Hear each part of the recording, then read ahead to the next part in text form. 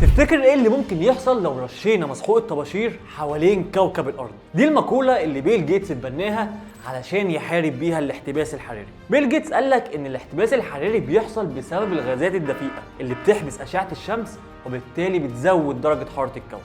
فايه رأيك بقى لو عملنا سحابة من الطباشير وبعض المعادن التانية اللي تقلل دخول أشعة الشمس وبالتالي درجة حرارة الأرض تبرد ونرجع لنقطة الأمان؟ طب هنعمل ده ازاي أو ايه المبدأ العلمي اللي استند عليه؟